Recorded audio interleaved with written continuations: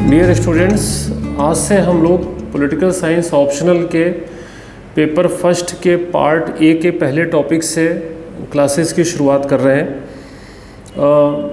Topic की शुरुआत करने के पहले मैं आपको एक बात ये कहना चाहूँगा कि जब भी मैं किसी टॉपिक पे आपको पढ़ाऊँगा तो बहुत सारी ऐसी बातें होंगी जो मैं बोर्ड पे लिखूँगा और बहुत सारी ऐसी चीज़ होंगी, बहुत सारी ऐसी बातें होंगी जो मैं एक्सप्लेन करूँगा।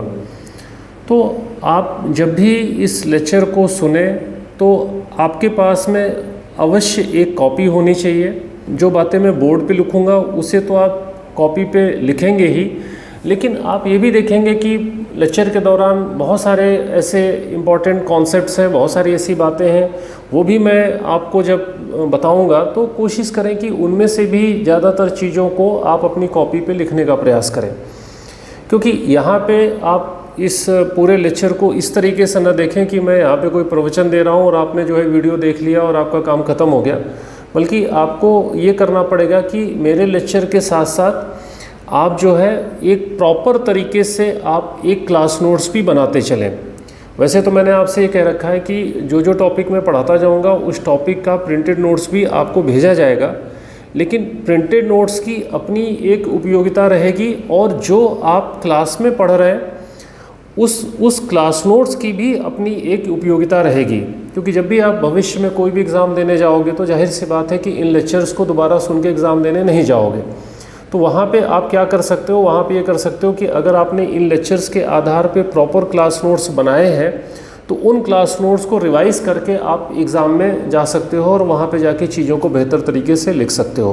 ध्यान रखिएगा कि जो चीज़ें मैं पढ़ाने जा रहा हूँ तो आपके बगल में कॉपी होनी चाहिए, आपके पास में एक पेन होना चाहिए और जो भी बातें हैं उनको आप प्रॉपर तरीके से बहुत सफाई के साथ में आप वहाँ पे साथ साथ हमारे लिखते चलोगे। और यहाँ पे मैंने पहले भी आपको इंडिकेट किया था कि जो मेरा तरीका होगा कि जब हम किसी टॉपिक के बारे में बात करेंगे तो बात शुरू करने के पहले सबसे पहले हम ये देखने का प्रयास करेंगे कि उस पर्टिकुलर टॉपिक पे प्रीवियस ईयर में यानी पहले के एग्ज़ाम्स में किस तरीके के क्वेश्चंस पूछे गए हैं। तो एक बार हम उन क्वेश्चंस को देखकर ही अपनी बात शुरू करेंगे ताकि आपको ये अंदाज़ लग जाए कि जिस टॉपिक को आप पढ़ने जा रहे हैं वहाँ से किस तरीके के प्रश्न पूछे जाते रहे हैं और साथ ही उसके आधार पर हम ये भी आकलन करने का प्रयास करेंगे कि भविष्य में जो भी आप एग्ज़ाम देंगे वहाँ पे उस पर्टिकुलर टॉपिक से किस तरीके के प्रश्न पूछे जा सकते हैं। तो आप अपनी पढ़ाई को, आप अपने अध्ययन को पूरी तरीके से फोकस रख सकें, इसलिए बेहतर होगा कि हम शुरू में एक बार क्वेश्चंस को देख लेते हैं। तो चूँकि आज जो पहला टॉपिक, जो आपके पाठ्यक्रम का भी पहला टॉपिक है राजनीतिक सिद्धांत के बारे में, जिसमें लिखा हुआ है राजनीतिक सिद्धांत, अर्थ एवं उपागम, तो हम उसी टॉपिक से शुरुआत करेंगे। तो चलिए सबसे पहले हम ये देख लेते हैं कि जो आपका पहला टॉपिक है उससे प्रीवियस ईयर्स में किस तरीके के क्वेश्चंस पूछे गए हैं। तो आप देख रहे हैं आपके सामने ये आपके पहले टॉपिक के क्वेश्चंस हैं, राजनीतिक सिद्धांत, अर्थ एवं उपागम। अब इनमें जो क्वेश्चंस पूछे गए हैं उसमें जो पहला सवाल पूछा गया है वो सवाल है राजनीति की मानकीय और आनुभविक थ्योरियों के बीच अंतर। देखिए, जब भी आप देखेंगे तो ज़्यादातर जो प्रश्न हैं वो उपागम वाले पार्ट से हैं और उपागम वाले पार्ट में भी आगे चल के आप जब हम उपागम के बारे में बात करेंगे, अप्रोचेस के बारे में बात करेंगे, तो उसमें भी आप देखेंगे कि ज़्यादातर जो क्वेश्चंस हैं वो जो मॉडर्न अप्रोचेज हैं उन अप्रोचेस से वो सवाल पूछे गए हैं और कहीं कहीं वो अंतर करके भी पूछ लेते हैं। जैसे यहाँ पे उन्होंने अंतर करके पूछ लिया कि राजनीति की मानकीय और आनुभविक थ्योरियों के बीच अंतर बताइए। फिर अगला जो प्रश्न आपके सामने जो आप देख रहे हैं वो प्रश्न है कि राजनीति में व्यवहारवादी क्रांति के महत्व का परीक्षण कीजिए। अब आगे आप देखेंगे कि जो व्यवहारवादी क्रांति है वो मॉडर्न अप्रोच के अंतर्गत आता है। जब आप उस चीज़ को पढ़ेंगे तो आप बेहतर तरीके से समझ पाएंगे। इसी तरीके से मॉडर्न अप्रोच से या आधुनिक उपागम से ही ये सवाल एक और सवाल पूछा गया है, उत्तर व्यवहारवादी उपागम। तो जब भी हम व्यवहारवाद पढ़ेंगे तो उसके साथ साथ हम उत्तर व्यवहारवाद को भी समझने का प्रयास करेंगे कि उत्तर व्यवहारवाद क्या चीज़ है।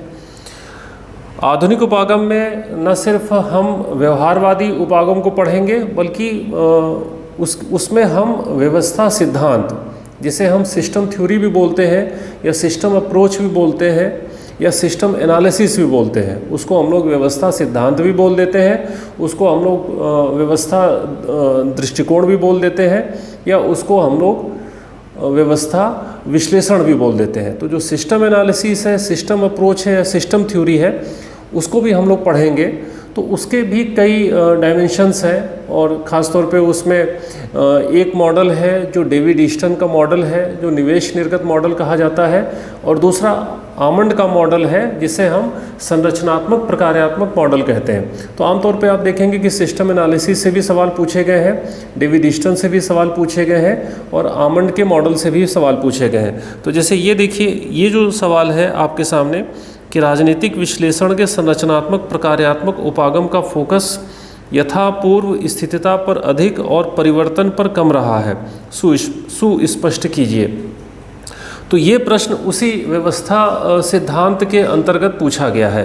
तो जब भी आप इसको पढ़ेंगे तो फिर इसके जो भी प्रकार हैं उनको आप विस्तार से देखेंगे, तब आप इन प्रश्नों को बेहतर तरीके से समझ पाएंगे। नेक्स्ट आप देखेंगे, उसी व्यवस्था सिद्धांत से ये प्रश्न पूछा गया है, डेविड ईस्टन के तंत्र विश्लेषण मॉडल पर चर्चा कीजिए।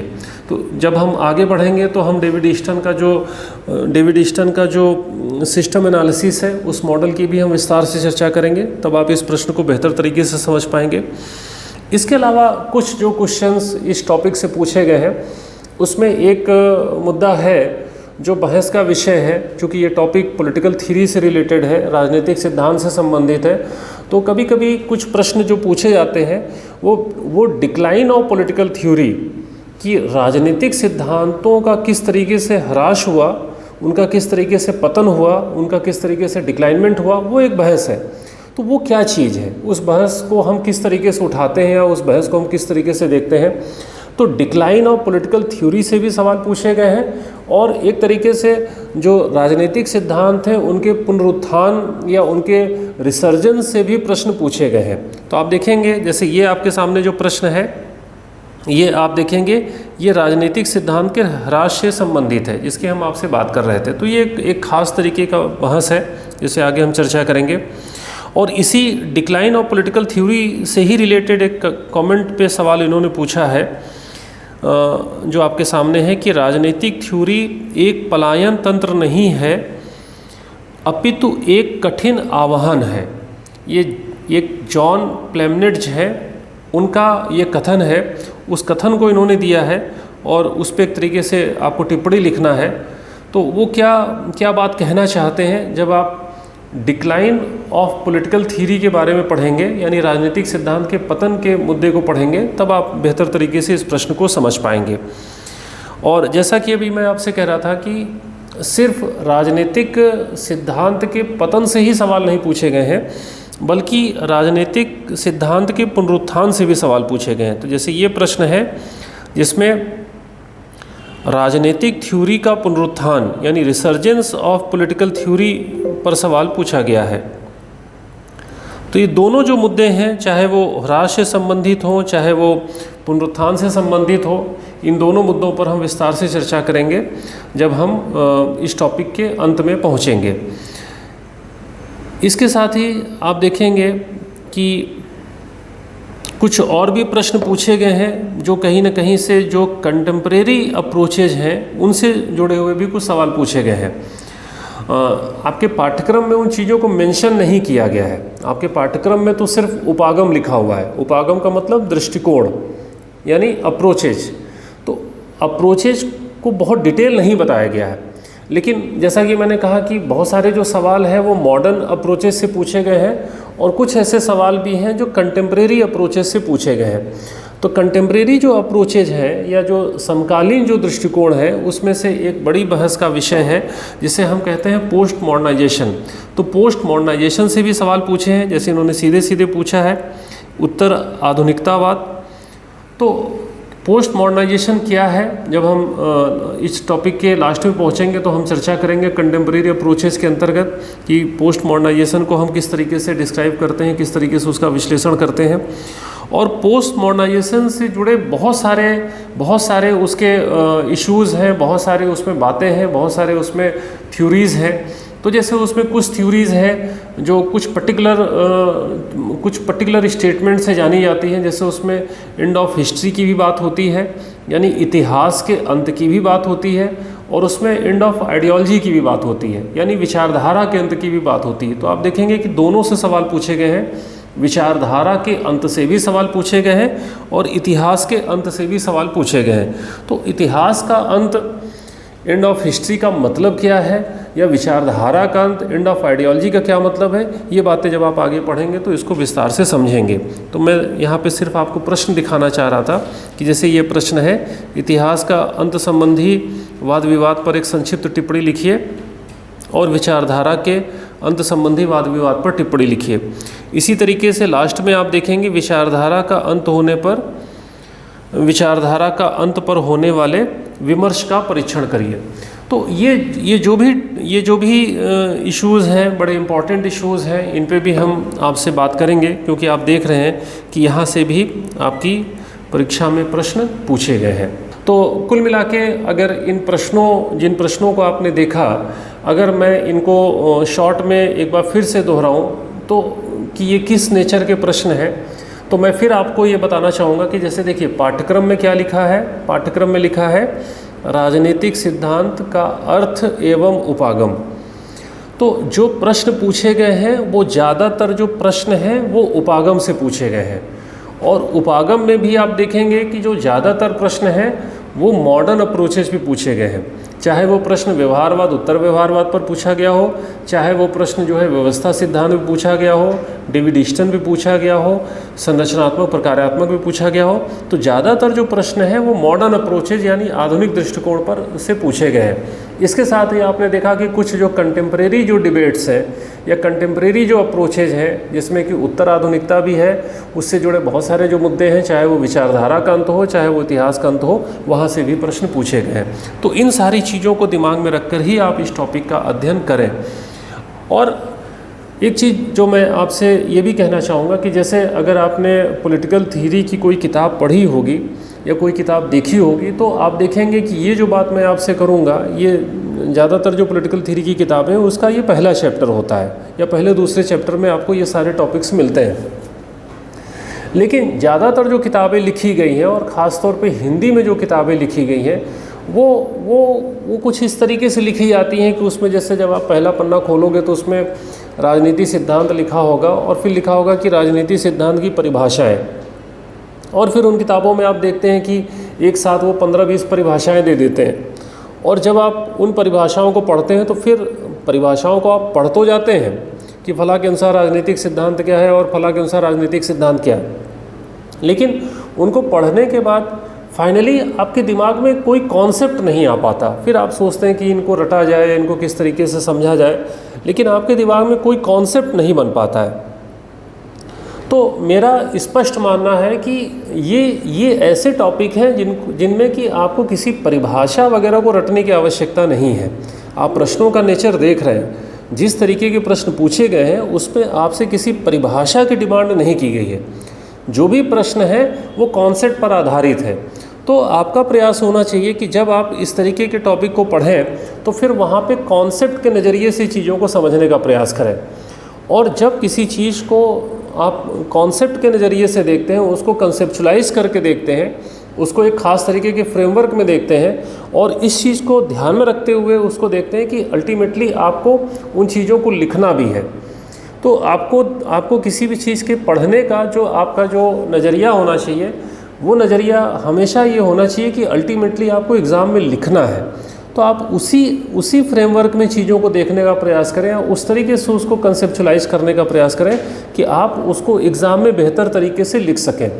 तो हम भी जब इन टॉपिक्स के बारे में पढ़ेंगे तो हम इन्हीं बातों का ध्यान रखेंगे कि हम उसके कंसेप्चुअल वाले पार्ट पे फोकस करेंगे, ताकि आप इन बातों को बहुत बेहतर तरीके से समझ सकें। और मेरा मानना है कि अगर एक बार आप इन टॉपिक्स को बहुत अच्छे तरीके से समझ जाते हैं तो ये कोई रटने वाले विषय नहीं है।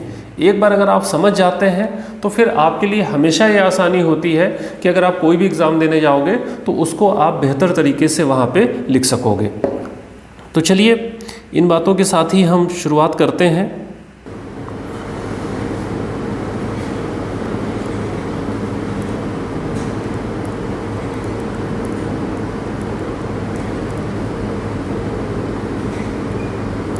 राजनीतिक सिद्धांत, इसके अर्थ एवं उपागम। Political theory, meaning and approaches. तो सबसे पहले हम लोग ये समझने का प्रयास करेंगे कि राजनीतिक सिद्धांत का अर्थ क्या है।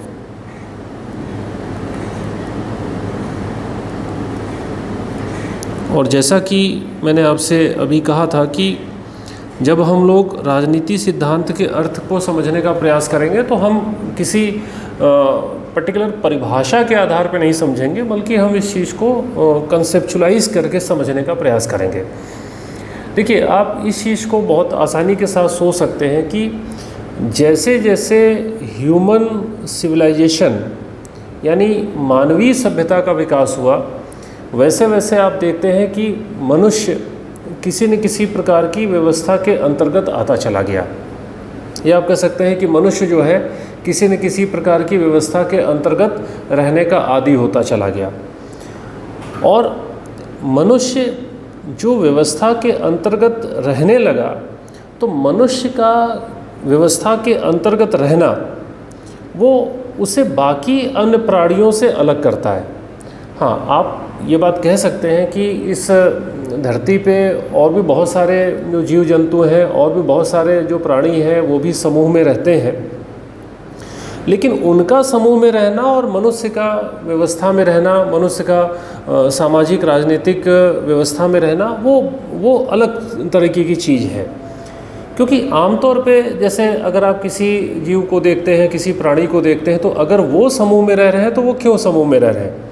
जैसे अगर आप कहते हैं कि आपने मधुमक्खियों को देखा होगा, तो जो मधुमक्खियाँ होती हैं वो भी एक समूह में रहती हैं, लेकिन मधुमक्खियों का समूह में रहने के पीछे उनका मकसद क्या है, उनका उद्देश्य क्या है। तो आप कह सकते हैं कि उनका जो मुख्य उद्देश्य है वो कहीं ना कहीं से पोषण है। उनकी जो खाने की जो ज़रूरत है, उनकी जो भोजन की आपूर्ति है, उसके लिए वो समूह में रहते हैं, या भोजन के भंडारण के लिए वो समूह में रहते हैं। या बहुत सारे ऐसे जीव जंतु हैं जिनके बारे में आप कह सकते हैं कि वो समूह में इसलिए रहते हैं क्योंकि वहाँ पे समूह में रह के वो रिप्रोडक्शन करते हैं। लेकिन जब आप मनुष्य के जीवन को देखते हैं और आप कहते हैं कि मनुष्य भी एक व्यवस्था में रहता है, तो आप ये नहीं कह सकते कि मनुष्य अगर किसी सामाजिक या राजनीतिक व्यवस्था में रहता है तो सिर्फ इसलिए नहीं रहता कि उसकी जो ज़रूरत है वो सिर्फ भोजन तक ही सीमित है, या उसकी जो ज़रूरत है वो रिप्रोडक्शन तक ही सीमित है, बल्कि मनुष्य का जो जीवन है उसका जो डायमेंशन है वो बहुत व्यापक है। तो कुल मिला के जो फंडामेंटल जो क्वेश्चन है, वो फंडामेंटल क्वेश्चन ये है कि मनुष्य किस प्रकार की व्यवस्था के अंतर्गत रहता है, या आप ये कह सकते हैं कि मनुष्य को किस प्रकार की व्यवस्था के अंतर्गत रहना चाहिए।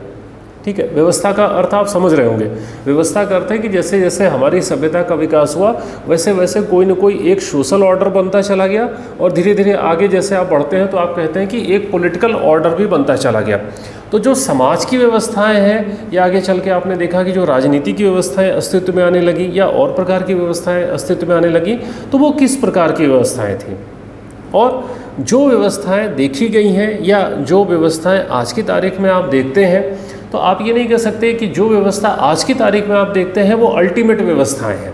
आप ये नहीं कह सकते कि जो व्यवस्था है वही व्यवस्था सर्वश्रेष्ठ व्यवस्था है। आप अगर किसी व्यवस्था में रहते हैं, आज जो भी आपकी सामाजिक व्यवस्था है, या आज जो भी आपकी राजनीतिक व्यवस्था है, या जो भी आप आर्थिक व्यवस्थाएं देखते हैं, तो आप ये नहीं कह सकते कि नहीं बस ये जो है यही सर्वश्रेष्ठ है, अब इसमें किसी भी प्रकार की सुधार की गुंजाइश नहीं है। तो ऐसा नहीं होता है। आप जिस भी व्यवस्था में रहते हैं उसमें निरंतर किसी न किसी प्रकार की सुधार की गुंजाइश होती है, या जिन व्यवस्थाओं में आप रहते हैं उनको और अधिक बेहतर बनाने की बात की जाती है। तो दोनों डायमेंशन आ जाते हैं कि आप किस तरीके की व्यवस्था में रहते हैं, और दूसरा डायमेंशन ये भी आ जाता है कि आपको किस तरीके की व्यवस्था में रहना चाहिए। तो ये जो दोनों बातें हैं, यही बातें कहीं ना कहीं से राजनीतिक सिद्धांत के अर्थ को स्पष्ट करती हैं। कि जब भी हम कहेंगे कि भाई राजनीतिक सिद्धांत किस चीज़ का अध्ययन है, तो आप कहेंगे कि राजनीतिक सिद्धांत इस चीज़ का अध्ययन है कि मनुष्य किस प्रकार की व्यवस्था में रहते हैं या मनुष्य को किस प्रकार की व्यवस्था में रहना चाहिए। और जैसे जैसे आप ये देखेंगे कि जैसे जैसे हमारी सामाजिक, राजनीतिक, आर्थिक व्यवस्थाओं का विकास हुआ, उसी के अकॉर्डिंग आप कह सकते हैं कि थ्योरीज़ का विकास हुआ। ठीक है, आप कह सकते हैं कि जैसे जैसे हमारी सामाजिक राजनीतिक व्यवस्थाओं का विकास हुआ, उसी के अकॉर्डिंग आप कह सकते हैं कि जो हमारी पॉलिटिकल थ्योरी है, जो हमारा राजनीतिक सिद्धांत है, उस राजनीतिक सिद्धांत का भी विकास हुआ। तो इस तरीके से हम बहुत सिंपल तरीके से इसके अर्थ को समझ सकते हैं कि हम ये कह सकते हैं कि राजनीतिक सिद्धांत क्या है।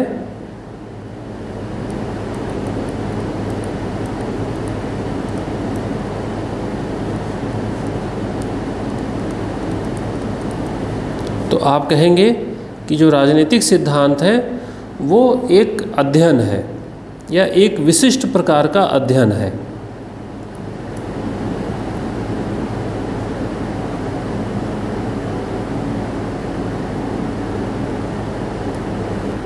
और उस अध्ययन में हमने कहा कि दो बातें हैं, इसमें हमने दो बातें कहीं, या आप लिख सकते हैं कि दो प्रमुख बातें देखी जाती हैं। क्या देखा जाता है? पहली चीज़ कि हम यानी मनुष्य, हम किस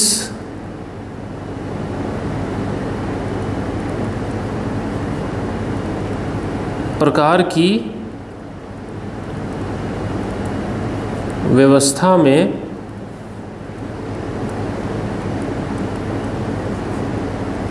रहते हैं।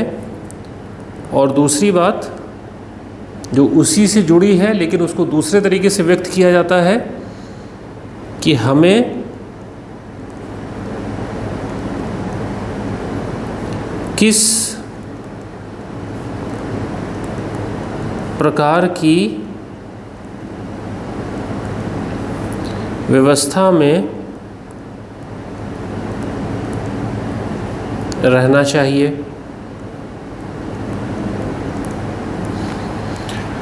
जो बात मैंने कही कि आज जो आप व्यवस्था देख रहे हैं, तो आप ये नहीं कह सकते कि ये अल्टीमेट व्यवस्था है, कि इससे बेहतर अब नहीं हो सकता। आप हमेशा कहेंगे कि जो आज व्यवस्था है इसमें बहुत सारी कमियां हैं, बहुत सारी खामियां हैं, तो जो आज की व्यवस्था है इसमें भी सुधार की गुंजाइश है और जो है उससे बेहतर चाहिए। तो हम दोनों चीज़ देखते हैं कि हम जिस व्यवस्था में रह रहे हैं या हमें किस तरीके की व्यवस्था में रहना चाहिए। तो और वो वाली बात भी आप ध्यान में रखें जो अभी हमने थोड़ी देर पहले आपसे कही थी कि जैसे जैसे व्यवस्था का विकास हुआ, चाहे वो सामाजिक व्यवस्था हो, चाहे वो राजनीतिक व्यवस्था हो, तो उसी के अकॉर्डिंग थ्योरीज आई हैं, उसी के अकॉर्डिंग आप कह सकते हैं कि सिद्धांतों का विकास हुआ है। तो आप कह सकते हैं कि जैसे जैसे सामाजिक और राजनीतिक व्यवस्था का विकास हुआ, वैसे वैसे आप कह सकते हैं कि राजनीतिक सिद्धांत का भी विकास हुआ। तो इस बात को भी पकड़ के चलेंगे। यानी एक जो बात हमने लिखी वो एक बेस लाइन है, उसको आप ध्यान रखिएगा कि जैसे जैसे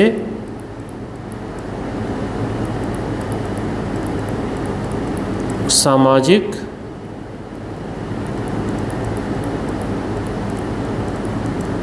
राजनीतिक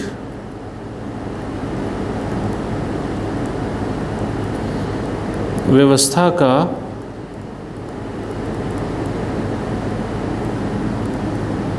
विकास हुआ,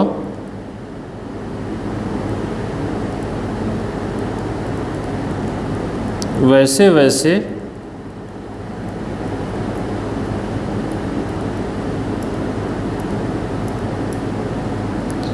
राजनीतिक सिद्धांत का भी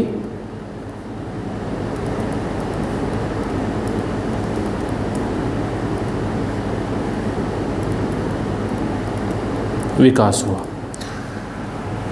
ये लाइन हम इसलिए लिख रहे हैं क्योंकि आप देखेंगे कि जब आप पॉलिटिकल थ्योरी के डेवलपमेंट को देखेंगे तो उसके डिफरेंट आप फेजेस देखेंगे या उसके डिफरेंट अप्रोचेस देखेंगे। तो उसमें एक अप्रोच तो आएगा कि हाँ ये ट्रेडिशनल अप्रोच था, लेकिन समय के साथ साथ आगे बढ़ते हैं तो उसमें मॉडर्न और कंटेम्प्रेरी अप्रोचेज भी आते हैं।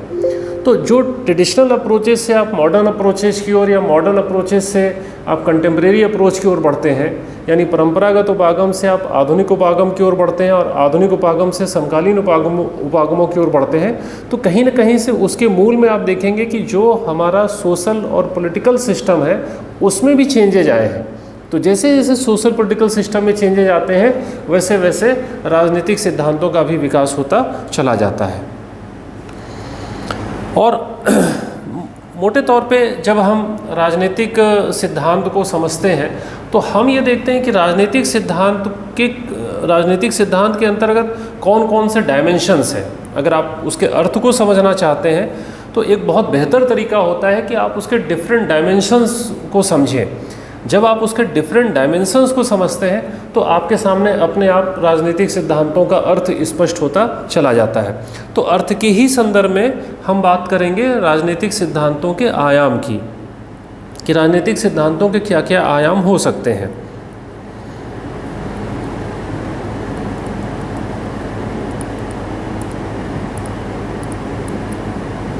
राजनीतिक सिद्धांतों के या राजनीतिक सिद्धांतों के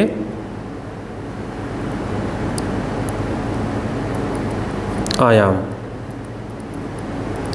का मतलब इसके डायमेंशंस क्या हैं, यानी डायमेंशंस ऑफ पॉलिटिकल थ्योरी। अब यहाँ पे हम मोटे तौर पे आपसे 3 डायमेंशंस की बात करेंगे और फिर एक एक करके उन्हें स्पष्ट करेंगे। तो उससे आपको ये स्पष्ट होता चला जाएगा कि हम राजनीतिक सिद्धांत के अंतर्गत हम किन किन चीज़ों का अध्ययन करते हैं, और उससे आपको उसके अर्थ के बारे में और अधिक स्पष्टता से ज्ञान हो जाएगा। तो यहाँ पे हम 3 आयामों की चर्चा करेंगे। एक जिसे हम कह सकते हैं इंटरपर्सनल रिलेशंस। इंटरपर्सनल रिलेशंस को हम हिंदी में लिख सकते हैं व्यक्ति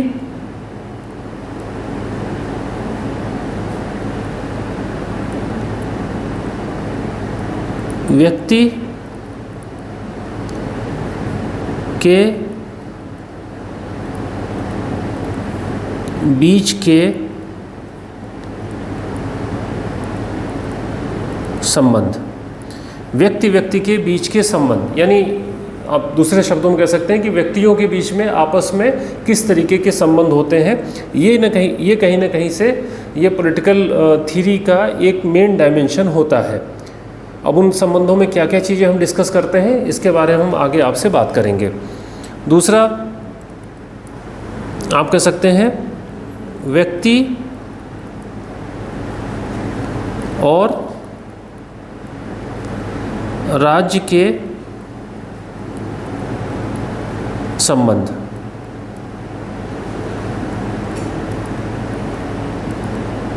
यानी स्टेट एंड पर्सनल रिलेशंस। तीसरा आप कह सकते हैं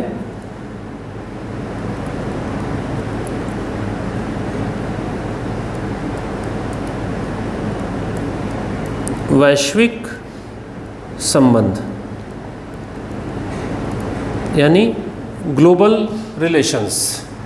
तो interpersonal relation, state personal relations और ग्लोबल रिलेशंस, तो ये 3 प्रकार के संबंधों के आधार पे हम राजनीतिक सिद्धांतों के आयाम यानी उसके डायमेंशंस को समझने का प्रयास करते हैं ताकि आप बहुत बेहतर तरीके से उसके अर्थ को समझ पाएँ। तो आगे बढ़ते हैं। जो सबसे पहला डायमेंशन है, अगर हम इसे डिफाइन करें, जिसे हम कह रहे हैं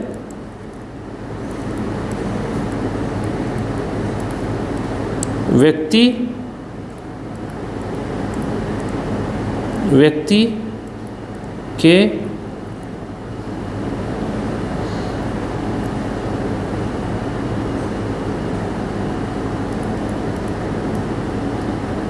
बीच के संबंध, जो इंटरपर्सनल रिलेशंस है। अब आप देखेंगे कि जब हम व्यक्ति व्यक्ति के बीच के संबंध को देखते हैं तो हम क्या देखते हैं। अगर हम इसे दूसरे शब्दों में लिखना चाहें तो आप लिख सकते हैं कि हम इसमें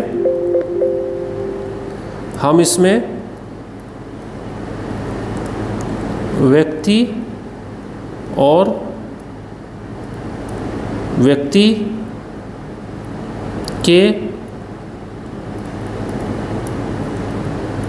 बीच के व्यवहार को देखते हैं, या आप कह सकते हैं कि व्यक्तियों के बीच के आदान प्रदान को देख सकते हैं। और जब भी हम व्यक्ति और व्यक्ति के बीच के व्यवहार को देखते हैं या व्यक्तियों के बीच के आदान प्रदान को देखते हैं तो इस चीज़ को हम कई जगहों पे नोटिस कर सकते हैं। जैसे अगर हम इसको कैटेगराइज करें तो आप कह सकते हैं कि इन चीज़ों को हम कहाँ कहाँ देख सकते हैं। तो इन चीज़ों को हम देख सकते हैं, आप इन चीज़ों को व्यक्तिगत जीवन में देख सकते हैं,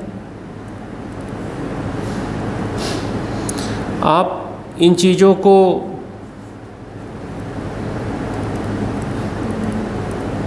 पारिवारिक जीवन में देख सकते हैं,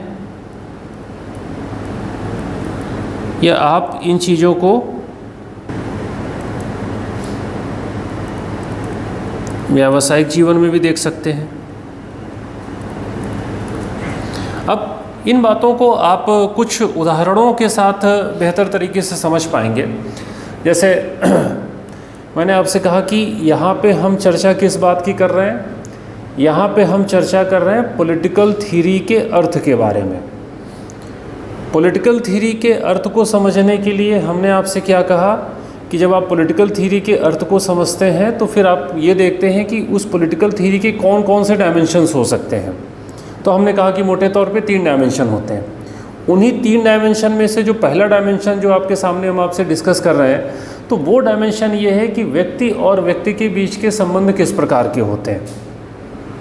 और व्यक्ति और व्यक्ति के बीच के जो संबंध होते हैं, जब उन संबंधों को देखते हैं तो आप क्या देखते हैं, उसमें आप देखते हैं कि व्यक्ति एक दूसरे के साथ किस तरीके का व्यवहार करते हैं, या दूसरे शब्दों में हमने कहा कि व्यक्ति कैसे एक दूसरे के साथ में आदान प्रदान करते हैं। और वो चीज़ें कहाँ कहाँ दिखाई पड़ती हैं, वो पर्सनल लेवल पे भी दिखाई पड़ती हैं, वो फैमिली में भी दिखाई पड़ती हैं, वो बिज़नेस में भी दिखाई पड़ती हैं, वो व्यापार में भी दिखाई पड़ती हैं। अब चूँकि मैंने कहा कि पॉलिटिकल थ्योरी इस बात का अध्ययन करती है कि हम किस प्रकार की व्यवस्था में रहते हैं, और हम जिस प्रकार की व्यवस्था में रहते हैं तो फिर हमें देखना पड़ता है कि उस व्यवस्था में व्यक्ति और व्यक्ति के बीच के संबंध क्या है। तो अगर हम ये कहते हैं कि अगर हम व्यवस्था में व्यक्ति व्यक्ति के संबंध देखते हैं और वो संबंध अगर हम पर्सनल लेवल पे देखते हैं तो हम किस तरीके के संबंध देखते हैं, या उसमें किस तरीके के नियम बनाए जाते हैं। जैसे मान लीजिए कि अगर आप सामाजिक व्यवस्था में रहते हैं तो सामाजिक व्यवस्था में व्यक्ति व्यक्ति के संबंधों में पर्सनल स्तर पे आप एक बात कह सकते हैं कि देखिए कोई मनुष्य अपनी पर्सनल लाइफ में किसी व्यक्ति की मदद तो कर सकता है, लेकिन उस व्यक्ति को दूसरे व्यक्ति के खिलाफ हिंसा की इजाज़त नहीं दी जा सकती। अब ये चीज़ जो है, ये आप कह सकते हैं कि चूँकि हम व्यवस्था में रहते हैं, उसी व्यवस्था में व्यक्ति व्यक्ति के बीच के संबंध हैं, तो उसी व्यवस्था को बनाए रखने के संदर्भ में हमने स्टेटमेंट जारी कर दिया कि भाई एक मनुष्य दूसरे मनुष्य की सहायता या मदद तो कर सकता है, लेकिन एक मनुष्य को इस बात की इजाज़त नहीं दी जा सकती कि वो दूसरे मनुष्य को नुकसान पहुँचाए। इसी तरीके से आप कह सकते हैं कि जो एक मनुष्य है वो दूसरे मनुष्य के साथ तार्किक तरीके से या दूसरे मनुष्य के साथ बहुत डिग्निफाइड तरीके से वर्ताव कर सकता है, बातचीत कर सकता है, लेकिन आप ये नहीं कह सकते कि किसी एक व्यक्ति को इस चीज़ की इजाज़त दी जा सकती है कि वो दूसरे व्यक्ति का अपमान करे या वो दूसरे व्यक्ति के साथ गाली गलौज करे। तो अगर हम ये कह सकते हैं कि आप तार्किक विचारों का आदान प्रदान तो कर सकते हैं, लेकिन आप गाली गलौज नहीं कर सकते।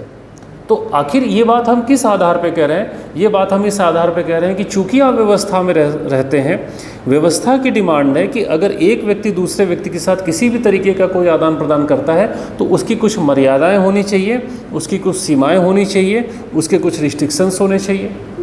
तो जैसा कि हमने कहा कि व्यक्तिगत जीवन के संदर्भ में अनेक प्रकार के नियम, कायदे, कानून बनाए जाते हैं, ठीक है। इसी तरीके से जैसे हमने कहा कि व्यक्ति व्यक्ति के संबंधों का एक जो दायरा है उसका पारिवारिक जीवन है। अब पारिवारिक जीवन में आप देखते हैं कि बहुत तरीके के संबंध होते हैं। बहुत तरीके के संबंधों में एक जो मोटा जो संबंध, एक जो मुख्य जो संबंध आप देखते हैं, वो संबंध आप स्त्री और पुरुष के बीच का संबंध देखते हैं। तो अगर आप कहते हैं कि परिवार में स्त्री और पुरुष के बीच के संबंध को हमें डिफाइन करना है, तो आप संबंध को कैसे डिफाइन करेंगे? कुछ लोग कह सकते हैं कि भाई कुछ लोग ये देखते हैं कि जो परिवार में जो स्त्री और पुरुष के बीच में बराबरी होनी चाहिए। कुछ लोग ऐसा कह सकते हैं कि परिवार में स्त्री और पुरुष के बीच में बराबरी होनी चाहिए, यानी स्त्री और पुरुष के बीच में किसी प्रकार का व्यवहार को लेकर किसी प्रकार का कोई भेदभाव या डिस्क्रिमिनेशन नहीं होना चाहिए। लेकिन आमतौर पे आप क्या देखते हैं? आमतौर पे आप देखते हैं या इन जनरल आप देखते हैं कि उसी परिवार में, ज़्यादातर परिवारों में आप देखते हैं कि वहाँ पे जो पुरुष है उसकी प्रधानता है, उसका एक डोमिनेंस है। तो आप कह तो सकते हैं कि संबंधों में बराबरी होनी चाहिए, लेकिन हो सकता है या प्रायः आप ऐसा देखते हैं कि संबंधों में बराबरी नहीं होती। वहाँ पे आप देखेंगे कि वहाँ पे पुरुषों का डोमिनेंस है, जो आगे चल के जब आप फेमिनिस्ट थ्योरीज को पढ़ेंगे तो वहाँ पे एक ख़ास तरीके का शब्द हम लोग इस्तेमाल करते हैं जिसे बोलते हैं पितृसत्तात्मकता, यानी पैट्रियार्की। तो वो चीज़ें कहीं ना कहीं से वो इंटरपर्सनल रिलेशंस के संदर्भ में वो चीज़ें डिस्कशन का विषय हो जाती हैं। इसी तरीके से जैसे आप व्यावसायिक जीवन को देखते हैं, आप प्रोफेशनल लाइफ को देखते हैं, तो प्रोफेशनल लाइफ में जैसे आप नौकरी करने जाते हैं तो वहाँ पे एक एम्प्लॉयर होता है, और आप अगर वहाँ नौकरी करने गए हैं तो जाहिर सी बात है कि आप वहाँ के एम्प्लॉय होते हैं। तो फिर ये होता है कि जो एम्प्लॉयर है या जो एम्प्लॉई है उसके बीच के क्या संबंध होने चाहिए। तो क्या आपके मन में ये सवाल उठा सकते हैं कि क्या जो एम्प्लॉयर है, यानी जो नौकरी देने वाला है, जिसके यहाँ आप रोज़गार करने गए हैं, क्या वो आपको नौकरी से बिना किसी उचित कारण के निकाल सकता है? तो अब ये अगर वो बिना किसी उचित कारण से नहीं निकाल सकता, अगर आप ऐसा कहते हैं, तो उसके संदर्भ में क्या नियम, कायदे, कानून होने चाहिए? तो इस तरीके से हम देखते हैं कि जब हम व्यक्ति और व्यक्ति के बीच के संबंधों को देखते हैं तो उसमें बहुत सारे उसमें इश्यूज़ आ जाते हैं, और उन इश्यूज़ के आधार पर ही हम नियम बनाते हैं। जो हमने कहा कि भाई व्यक्ति व्यक्ति के संबंध में आप कहेंगे कि आपको अभद्र भाषा का इस्तेमाल नहीं करना है। व्यक्ति व्यक्ति के संदर्भ में ही आप कह सकते हैं कि स्त्री और पुरुष के बीच में समानता होनी चाहिए। व्यक्ति व्यक्ति के संदर्भ में ही आप ये कह सकते हैं कि लोगों को जो है काम की सुरक्षा होनी चाहिए। तो ये इससे संबंधित जब आप नियम बनाएंगे तो वो सारे जो भी नियम होंगे वो कहीं ना कहीं से थ्योरी के या पॉलिटिकल थ्योरी के पार्ट होते हुए चले जाएंगे। इसी तरीके से अगर हम जो दूसरा डायमेंशन है उसे अगर हम देखें, जिसमें हम बात करते हैं राज्य और व्यक्ति के संबंध के बारे में, ये जो दूसरा डायमेंशन है इसके बारे में हम ये कह सकते हैं कि ये पॉलिटिकल थ्योरी का सबसे इम्पॉर्टेंट डायमेंशन होता है। बल्कि आप कह सकते हैं कि पॉलिटिकल थ्योरी के अंतर्गत जो भी बातें हम पढ़ते हैं उसमें से ज़्यादातर बातें इसी बात से संबंधित होती हैं कि राज्य और व्यक्ति के संबंध क्या हैं। तो इन संबंधों को समझने के लिए हमें ये देखना पड़ता है कि राज्य से जुड़े हुए क्या इश्यूज़ हैं और व्यक्ति से जुड़े हुए क्या इश्यूज़ हैं। जैसे मोटे तौर पे अगर आप देखें तो जैसे हम कहते हैं राज्य से जुड़े क्या इश्यूज़ हो सकते हैं, तो राज्य से जुड़े इश्यूज़ को अगर आप देखेंगे तो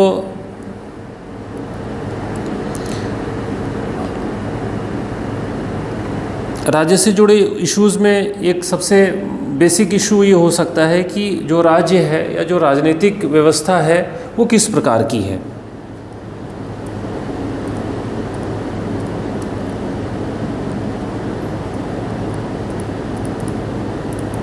राजनीतिक व्यवस्था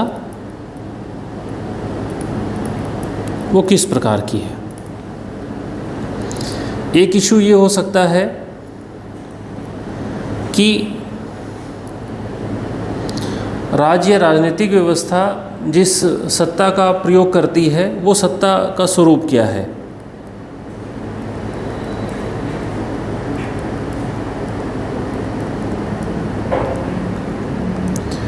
इसी से जुड़ा एक प्रश्न हो सकता है कि सत्ता की सीमाएं कैसी हैं या सीमाएं क्या होनी चाहिए।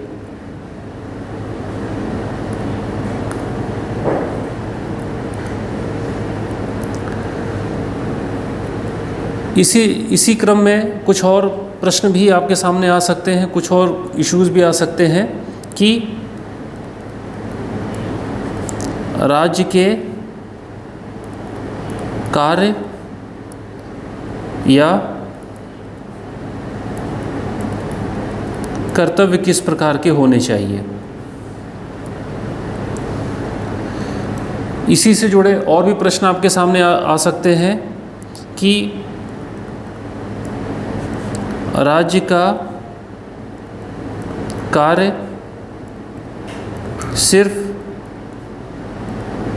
सुरक्षा है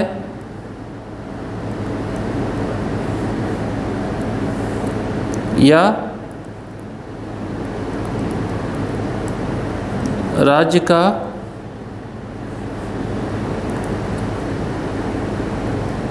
कार्य जन कल्याण एवं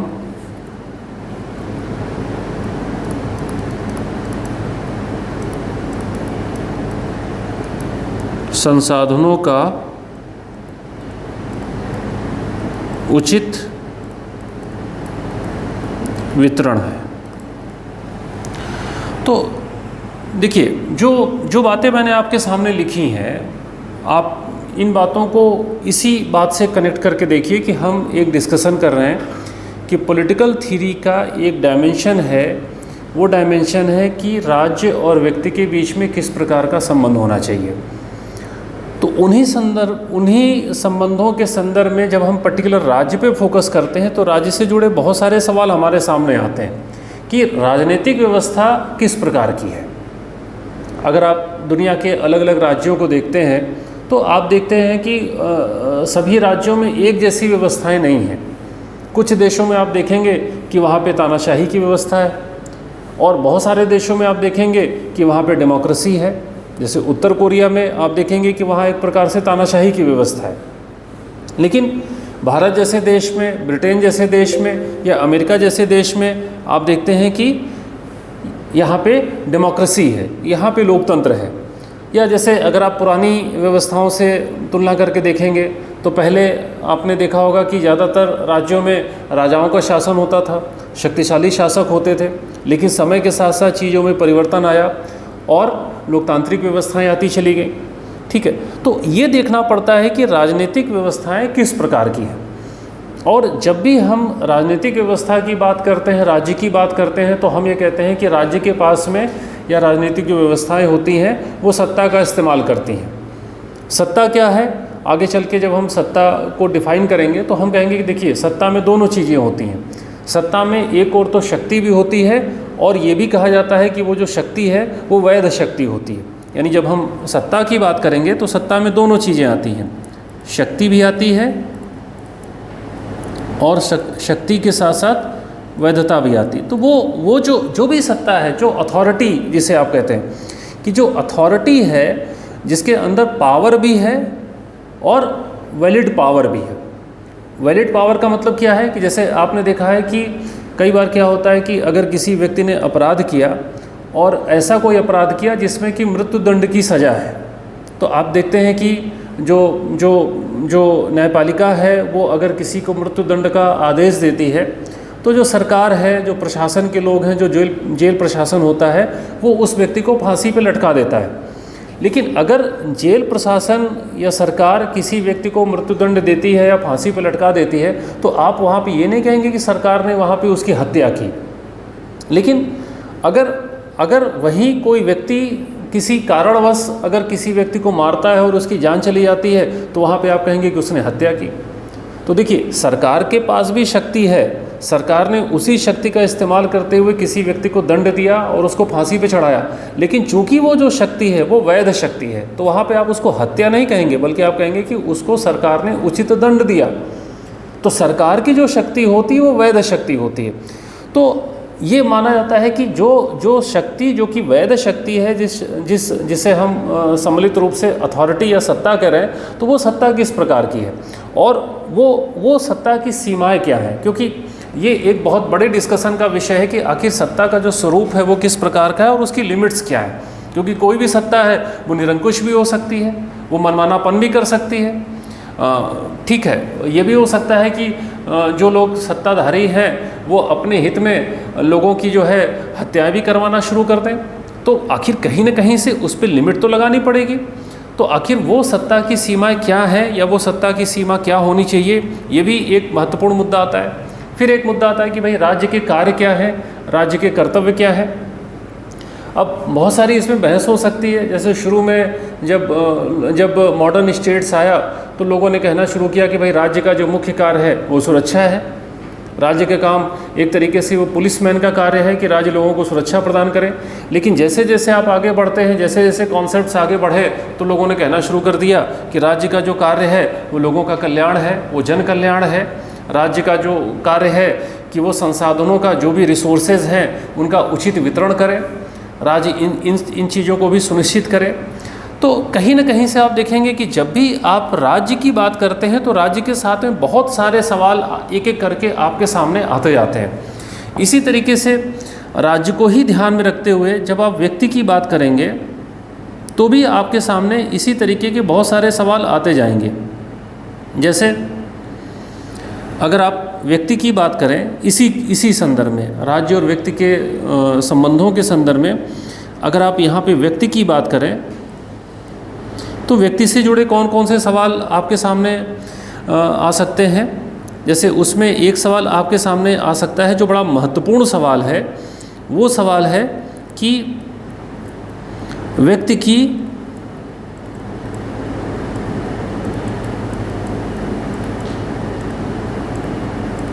राजनीतिक क्षमता को लेकर। ये एक बहुत महत्वपूर्ण सवाल है, व्यक्ति की राजनीतिक क्षमता। अब आप पूछेंगे कि इसके अर्थ क्या है। देखिए, जैसे आप जानते हैं कि पहले दुनिया के ज़्यादातर राज्यों में राजतंत्रीय व्यवस्थाएं थीं, राजा का शासन था। तो जो राजा का जो शासन था वो एक तरीके से आप कहते हैं कि वो वंशानुगत शासन था, वो वंश परंपरा पर आधारित शासन था। वंश परंपरा पर आधारित शासन का मतलब क्या था कि वहाँ पे आप देखते हैं कि राजा का बेटा राजा या राजा की बेटी राजा, ठीक है। तो एक तरीके से वहाँ पे आप देखते हैं कि राजा के ही परिवार के लोग उसके उत्तराधिकारी बनते थे और वही शासन कार्य संभालते थे। और बाकी लोगों को क्या समझा जाता था, तो बाकी लोगों को समझा जाता था कि वो प्रजा है। तो उस राजतंत्र की व्यवस्था में जहाँ पे राजा का शासन होता था और वो एक तरीके से वो जो शासन था वो पीढ़ी दर पीढ़ी आगे बढ़ता था, तो उस राजतंत्र की व्यवस्था में आप ये देखेंगे कि कहीं ना कहीं से वहाँ पे ये भाव था कि जो बाकी जो प्रजा है उसके अंदर राजनीतिक क्षमता नहीं है। उसके अंदर ये भाव तो निहित था ना कि भाई बाकी जो प्रजा है उसके अंदर राजनीतिक क्षमता नहीं है, उसके अंदर कोई ऐसी पॉलिटिकल कैपेसिटी नहीं है कि वो राजकीय कार्यों में हिस्सा ले सके। लेकिन आज जब आप डेमोक्रेसी को देखते हैं, जब आप लोकतंत्र को देखते हैं और उसमें कहते हैं कि हर व्यक्ति को मत देने का अधिकार है, ज़्यादातर जो लोकतांत्रिक देश है वहाँ पे इस तरीके की व्यवस्थाएं आप देखते हैं कि हर व्यक्ति को मत देने का अधिकार है, जनता को वोट के माध्यम से अपने प्रतिनिधियों को चुनने का अधिकार है। तो कहीं ना कहीं से फिर आप देखेंगे कि जो डेमोक्रेसी की व्यवस्था आई तो उसमें फिर जो व्यक्ति है उस व्यक्ति की राजनीतिक क्षमता को एक तरीके से पहचाना गया और उसको एक व्यवस्था के अंतर्गत उसको स्वीकार किया गया। तो ये जो सवाल है या इस तरीके के जो सवाल हैं वो कहीं ना कहीं से हम पॉलिटिकल थ्योरी के अंतर्गत उसको डिस्कस करते हैं।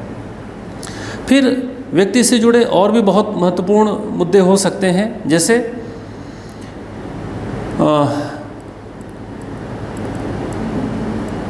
व्यक्ति के अधिकारों की क्या गारंटी है, क्योंकि यहाँ भी हम जो बात कर रहे हैं वो राज्य के संदर्भ से जोड़ के कर रहे हैं, ठीक है। यहाँ भी जो हम व्यक्ति की बात कर रहे हैं वो राज्य के संदर्भ से जोड़ के कर रहे हैं। यहाँ पे हम लिख देते हैं ताकि आपको ध्यान रहे कि हम राज्य के संदर्भ से जोड़ कर देख रहे हैं। हम क्या देख रहे हैं यहाँ पे, क्या सवाल है कि व्यक्ति के अधिकारों की गारंटी क्या है। जैसे जब हम राज्य की बात कर रहे थे तो वहाँ पे हमने एक बात उठाई थी कि भाई सत्ता की सीमा क्या है, लिमिटेशंस क्या है। तो जहाँ पे सत्ता की सीमा की बात आएगी तो फिर कहीं न कहीं से उन सत्ता की सीमा को निर्धारित करने के लिए फिर ये बात आ जाएगी कि व्यक्ति को कुछ अधिकारों की गारंटी दी जाए। जो अधिकारों का कॉन्सेप्ट आया, शुरू में प्राकृतिक अधिकारों का कॉन्सेप्ट आया, बाद में कानूनी अधिकारों का कॉन्सेप्ट आया, मूल अधिकारों का कॉन्सेप्ट आया, मानव अधिकारों का कॉन्सेप्ट आया, तो वो कहीं ना कहीं से वो एक तरीके से व्यक्ति को गारंटी दी गई कि हाँ ये चीज़ें आप कर सकते हैं और इस चीज़ में सत्ता या राज्य की तरफ से कोई हस्तक्षेप नहीं किया जाएगा, या ये चीज़ें आप कर सकते हैं, इन चीज़ों में सत्ता राज्य सरकार की तरफ से अगर कोई हस्तक्षेप किया जाएगा तो वो हस्तक्षेप तभी किया जाएगा जब उसका कोई जस्टिफाइड रीज़न होगा, उसका कोई आप कह सकते हैं कि तार्किक कारण होगा, तभी सत्ता आपके अधिकारों में कोई दखल करेगी। जैसे भारत में भी आप देखते हैं कि भारत का संविधान आप देखते हैं तो उसमें मूल अधिकारों की बात कही गई है। तो मूल अधिकारों में बहुत सारे अधिकार लिखे हुए हैं कि आपको विचार अभिव्यक्ति की स्वतंत्रता है, तो विचार अभिव्यक्ति की स्वतंत्रता की आपको गारंटी दी गई है। लेकिन साथ ही ये भी इंडिकेट किया गया है कि अगर आपको विचार अभिव्यक्ति की स्वतंत्रता तो है, आप अपनी बात को कह सकते हैं, लेकिन आप कोई ऐसी बात नहीं कह सकते जो बात किसी के लिए अपमानजनक हो। आप कोई ऐसी बात नहीं कह सकते जो देश की एकता और अखंडता के खिलाफ हो। अगर आप ऐसा करोगे तो वहाँ पे फिर आपके ऊपर रिस्ट्रिक्शंस लगाए जा सकते हैं, लेकिन इन जनरल वहाँ पे आपको अधिकारों की गारंटी दी गई है कि ये आपके अधिकार हैं और इनका आप इस्तेमाल कर सकते हैं। तो ये भी एक सवाल होता है। अधिकारों के से ही जुड़ा एक सवाल होता है कि कर्तव्य क्या होने चाहिए।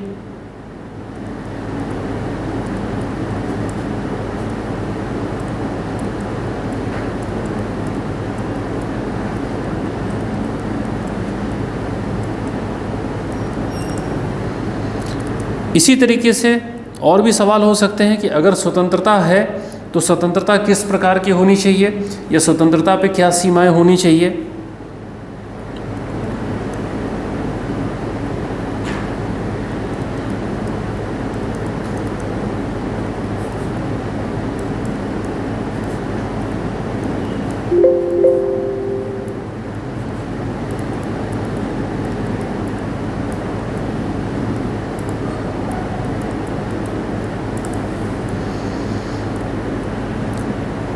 और भी सवाल आप देख सकते हैं व्यक्ति से ही जुड़े कि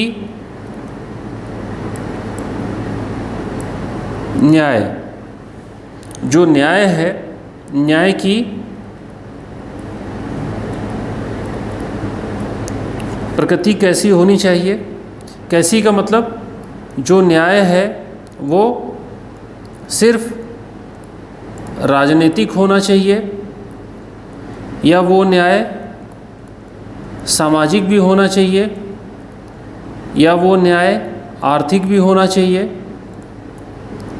आखिर वो होना कैसे चाहिए, वो राजनीतिक हो, वो सामाजिक हो, वो आर्थिक हो।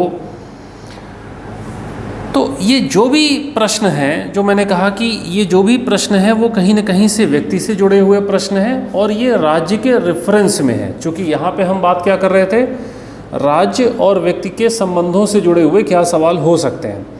तो वो जो चीज़ें हैं कि अगर व्यक्ति राज्य में रह रहा है तो उस जिस राज्य में वो व्यक्ति रह रहा है तो उससे जुड़े जो भी सवाल हैं कि भाई वहाँ पे क्या हम उस व्यक्ति की राजनीतिक क्षमता को पहचानते हैं या उसको मान्यता प्रदान करते हैं कि नहीं करते हैं, उसको हम क्या अधिकार देते हैं, उसको हम किस तरीके की स्वतंत्रता देते हैं, उसके साथ हम कहाँ तक न्याय करते हैं। तो ये सारे बहुत लंबे चौड़े डिस्कशन के विषय हो जाते हैं और वही सारे जो इश्यूज़ हैं वो कहीं ना कहीं से पॉलिटिकल थ्योरी के अंतर्गत हम लोग डिस्कस करते हैं। तो जैसा कि मैंने आपसे इंडिकेट किया था कि ये जो मसला है व्यक्ति बनाम राज्य का जो मसला है, ये हमारे पॉलिटिकल थ्योरी का एक बहुत ही इम्पॉर्टेंट ये जो है डायमेंशन है, और इससे जुड़े बहुत सारे जो प्रश्न हैं वो आगे हम लोग आपसे डिस्कस करते रहेंगे। बल्कि जो पूरी की पूरी पॉलिटिकल थ्योरी है उसमें इसी तरीके के प्रश्नों को एक एक अलग अलग टॉपिक के रूप में रखा गया है। जैसे आप देखेंगे कि आपके पाठ्यक्रम में समानता की भी बात है, आपके पाठ्यक्रम में न्याय की भी बात है, आपके पाठ्यक्रम में अधिकार की भी बात है। तो कहीं ना कहीं से ये जो भी टॉपिक आपके पॉलिटिकल थ्योरी में है वो इसी डायमेंशन से है कि व्यक्ति और राज्य के बीच के संबंध क्या है। अब इसी में जो आपका तीसरा जो पहलू है वो है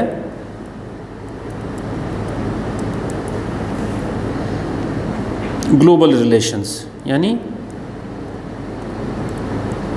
वैश्विक संबंध। देखिए, जब हम ग्लोबल रिलेशंस या वैश्विक संबंध की बात कर रहे हैं तो देखिए, वैश्विक संबंध के बहुत सारे ऐसे पहलू हैं जो हम लोग अंतर्राष्ट्रीय राजनीति या अंतर्राष्ट्रीय संबंध में पढ़ते हैं, जहाँ पे एक तरीके से हम दो राज्यों के बीच के संबंध या कुछ राज्यों के बीच के संबंध की बात करते हैं। यहाँ पे हम उस पहलू पे नहीं जाना चाहते हैं, चूँकि हम लोग बात कर रहे हैं पॉलिटिकल थ्योरी की, और जिसमें कि मुख्य जो संबंध है, मुख्य जो संदर्भ है वो कहीं न कहीं से व्यक्ति और राज्य का संदर्भ है। तो हम उसी पहलू तक अपने आप को सीमित रखेंगे, हम उसके अंतर्राष्ट्रीय राजनीति या अंतर्राष्ट्रीय संबंध वाले पहलू पे नहीं जाएंगे। अंतर्राष्ट्रीय राजनीति या अंतर्राष्ट्रीय संबंध के जो मुद्दे हैं वो तो हम जब पेपर सेकंड का पार्ट बी पढ़ेंगे या पेपर सेकंड का पार्ट ए पढ़ेंगे तो वहाँ वो सारी चीज़ें उस रूप में आप देखेंगे। यहाँ कुछ फंडामेंटल जो क्वेश्चंस हैं वो नए तरीके से हैं जो आपके सामने हम लिखते हैं। जैसे इसमें हम क्या देखेंगे, इसमें हम ये देखते हैं कि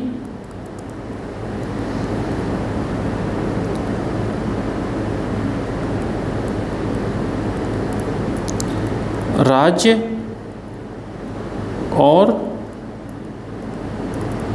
व्यक्ति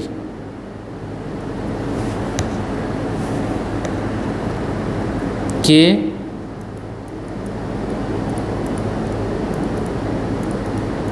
संबंधों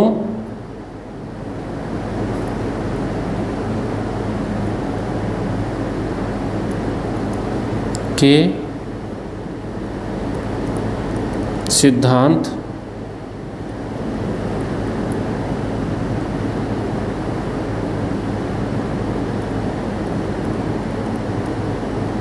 किसी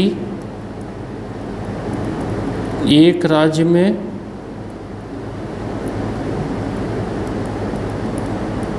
या सभी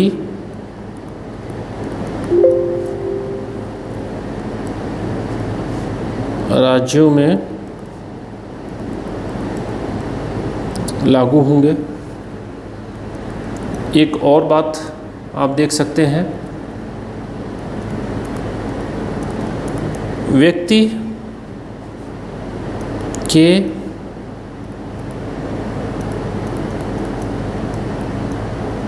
अधिकारों की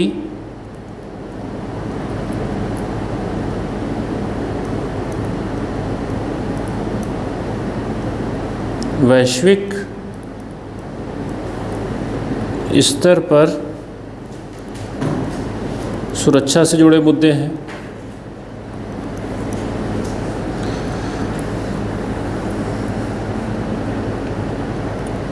इसी क्रम में आप एक बात और लिख सकते हैं, व्यक्ति की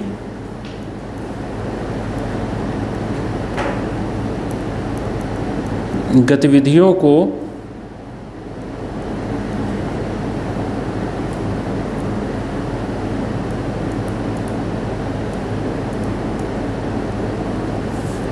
वैश्विक स्तर पर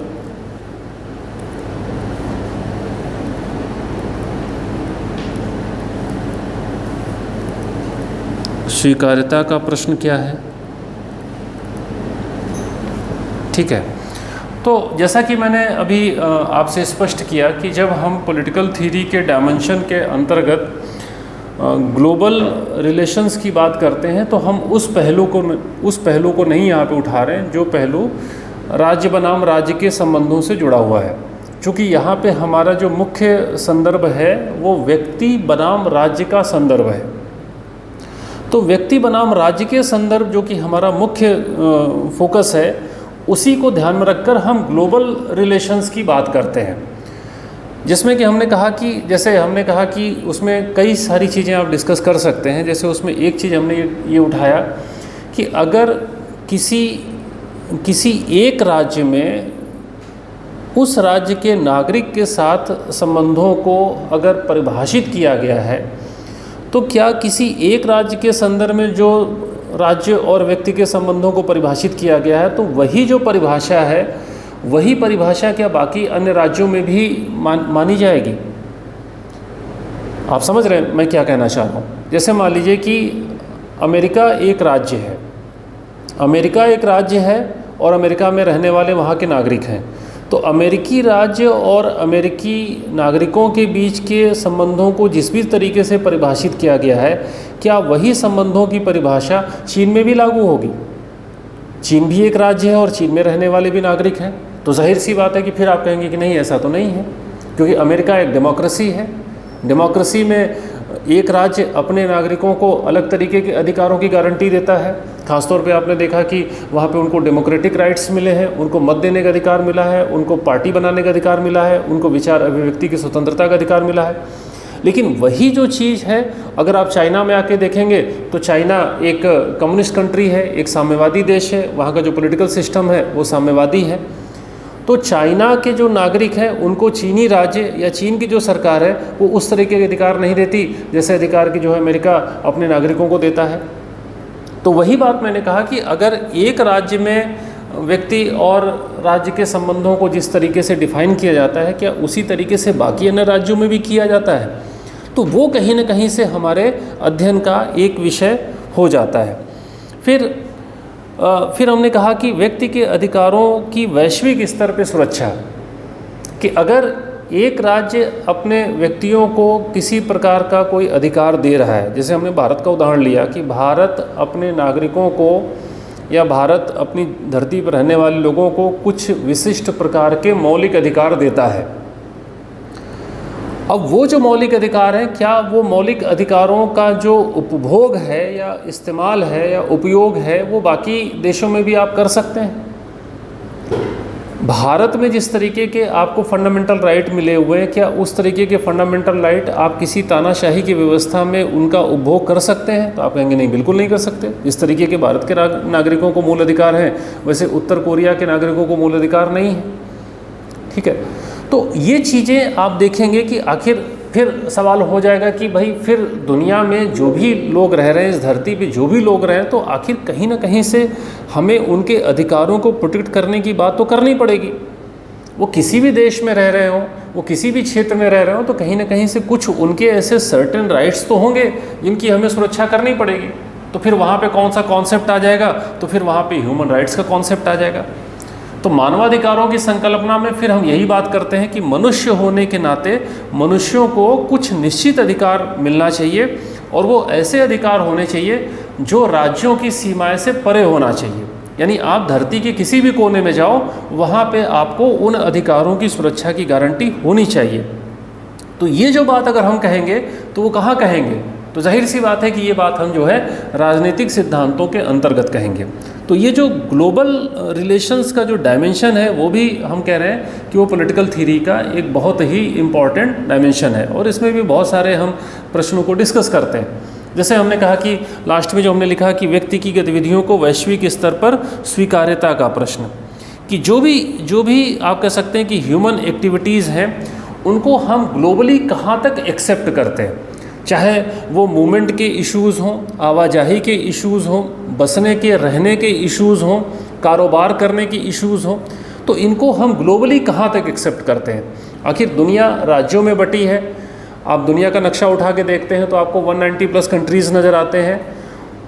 वो जो राज्य हैं उनकी अपनी अपनी राजनीतिक सीमाएं हैं, उनकी पॉलिटिकल बाउंड्री है। तो जाहिर सी बात है कि अगर कोई एक व्यक्ति है, वो किसी एक देश का नागरिक हो सकता है, तो वो फिर जब दूसरे राज्यों की सीमाओं में प्रवेश करता है या दूसरे राज्यों में जाके वहाँ पे अल्पकाल के लिए, दीर्घकाल के लिए वहाँ पे रहना चाहता है, कम समय के लिए या लंबे समय के लिए वहाँ पे रहना चाहता है, वहाँ पे कोई बिज़नेस कारोबार करना चाहता है, वहाँ पे कोई फैक्ट्री लगाना चाहता है, तो उसकी पूरी दुनिया में कहाँ तक एक्सेप्टेंस होगी, उसके ऐसी गतिविधियों को बाकी राज्य कहाँ तक मान्यता देते हैं या नहीं देते हैं। तो ये सारे जो इश्यूज़ हैं वो इश्यूज़ भी आप कह सकते हैं कि हमारे पॉलिटिकल थ्योरी के डायमेंशन के अंतर्गत आ जाते हैं। तो इस तरीके से हम इन सारे पहलुओं को देखते हैं। तो एक चीज़ जो आप यहाँ पे देख रहे हैं कि देखिए, ये जो राजनीतिक सिद्धांत के हमने तीनों आयामों की चर्चा की,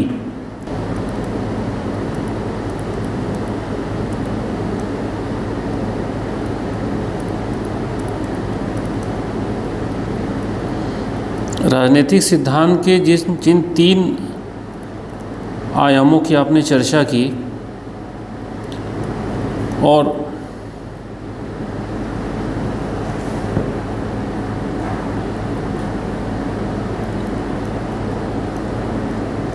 तो इन चर्चा में आप ये देखेंगे कि जो भी हमने उनसे जुड़े जो सवाल उठाए, वो जो सवाल हैं वो एक तरीके से आप कह सकते हैं कि वो बहुत गहरे व जटिल प्रश्न हैं। वो इतने आसान नहीं हैं जितने आपको दिखाई पड़ते हैं, चाहे वो व्यक्ति के संबंधों से जुड़े हुए प्रश्न हों, चाहे वो व्यक्ति और राज्य के संबंधों से जुड़े प्रश्न हों, या वैश्विक संबंधों से जुड़े जो प्रश्न हैं वो बहुत गहरे और जटिल प्रश्न हैं। दूसरी चीज़ आप ये भी देखेंगे कि ये जो गहरे और जटिल प्रश्न हैं, इनको लेकर कोई आम राय नहीं होती है। अगर हम किसी प्रश्न का समाधान करते हैं तो ऐसा नहीं कि जो हम समाधान करेंगे वही दुनिया में सभी लोग उसको मान लेंगे, ठीक है। तो आप कह सकते हैं कि ये जो गहरे और जटिल प्रश्न होते हैं, इनका विभिन्न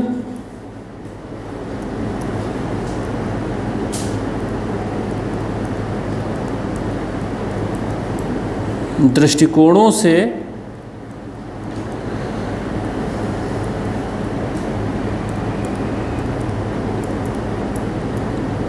समाधान का प्रयास होता है। तो यहीं से हम वो बात कहते हैं जो आपको अपने पाठ्यक्रम का जो दूसरा जो पहलू है उधर की ओर इंडिकेट करता है, क्या कि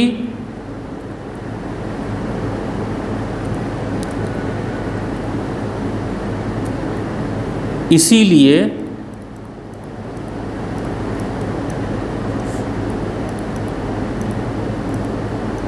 राजनीतिक सिद्धांत के अंतर्गत विभिन्न उपागम प्रचलित है।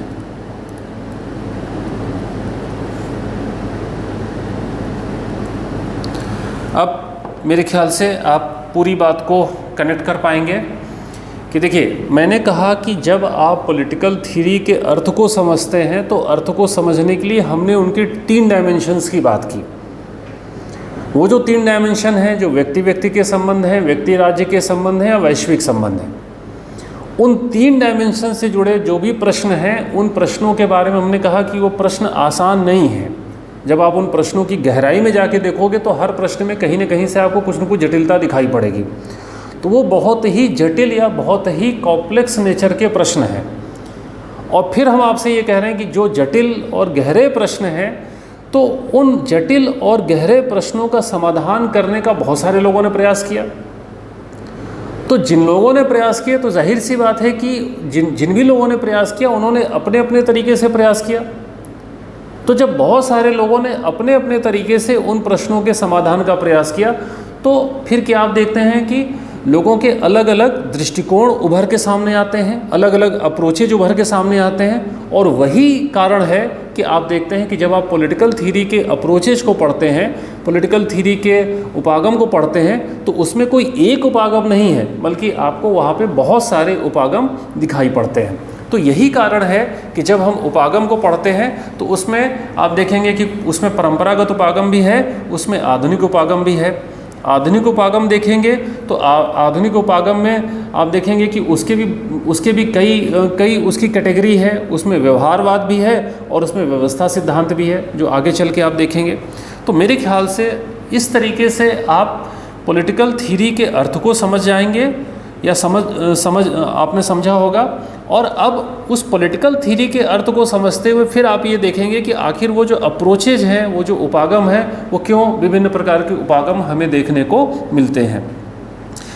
तो उपागम की चर्चा करने के पहले यहाँ पे थोड़ी सी चर्चा मैं और करना चाहूँगा, ताकि कुछ ऐसे टर्म हैं, कुछ ऐसी शब्दावली है जिसका भी पॉलिटिकल थ्योरी के साथ में जो कनेक्शन है, जो संबंध है, वो भी आप बेहतर तरीके से समझ पाएँ।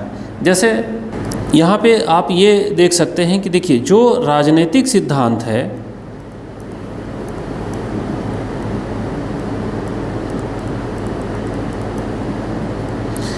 इसका दायरा बड़ा है, और जब भी आप राजनीतिक सिद्धांत की बात करेंगे तो आप इसके दोनों पहलू देखेंगे। यानी आप कहेंगे कि इसका एक थ्योरेटिकल एस्पेक्ट भी होता है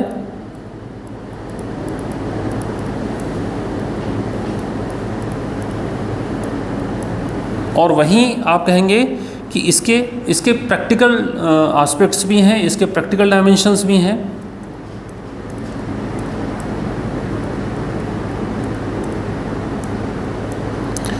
इसी बात को आप इस तरीके से भी कह सकते हैं कि जो पॉलिटिकल थ्योरी है,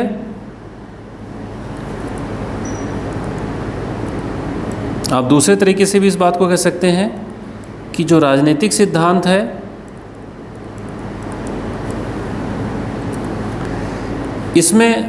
इसके अंतर्गत बहुत सारे दार्शनिक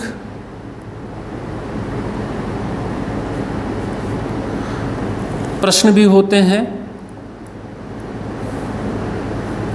या आप मानकीय प्रश्न भी कह सकते हैं। इन शब्दों का अर्थ भी आपको हम बताएंगे कि बहुत सारे फिलोसॉफिकल क्वेश्चंस भी होते हैं और बहुत सारे नॉर्मेटिव, जो मानकीय जो शब्द है उसका मतलब है नॉर्मेटिव क्वेश्चंस भी होते हैं। इसमें आप देखेंगे कि बहुत सारे संगठनात्मक या संस्थानात्मक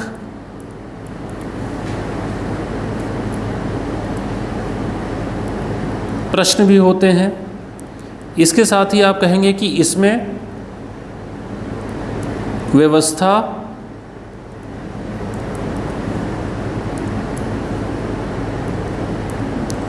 व्यवहार,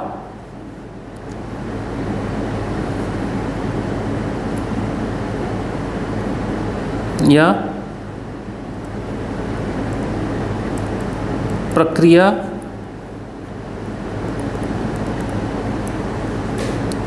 इत्यादि से जुड़े प्रश्न भी होते हैं। तो जैसा कि मैंने कहा कि जो पॉलिटिकल थ्योरी है इसका एक बड़ा डायमेंशन होता है। जो पॉलिटिकल थ्योरी है इसका एक बड़ा डायमेंशन है।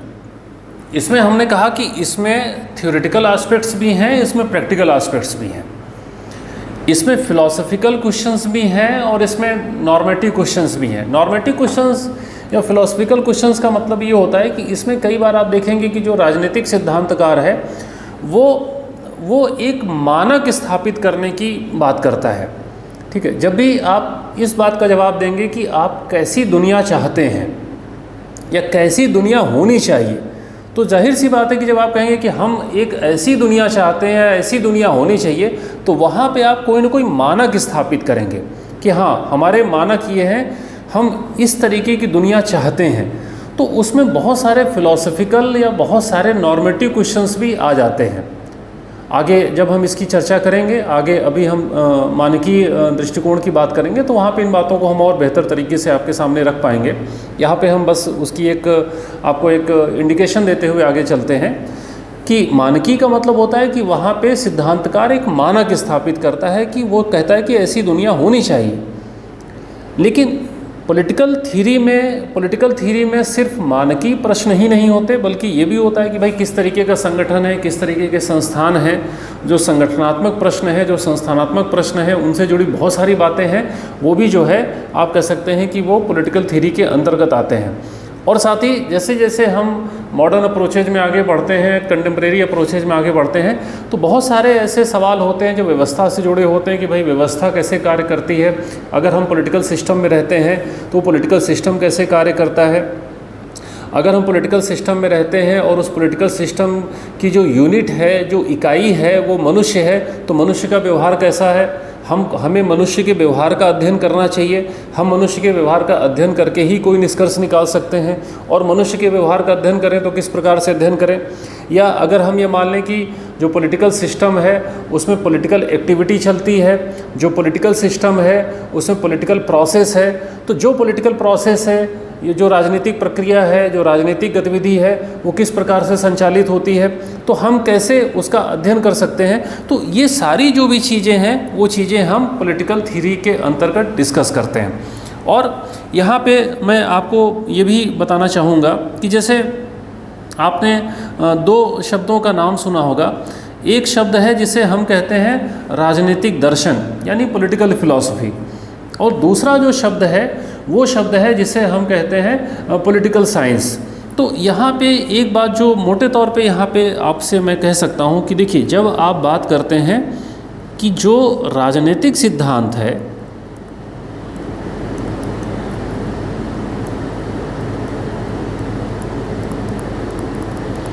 यहाँ पे हम दो बातें आपके सामने लिख रहे हैं। पहली बात तो हम आपके सामने लिख रहे हैं कि जो राजनीतिक सिद्धांत है ये न तो विशुद्ध रूप से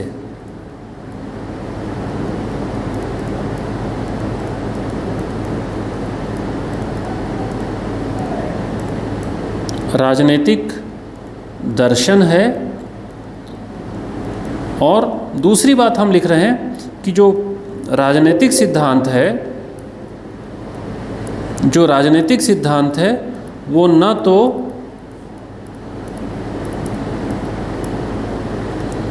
विशुद्ध रूप से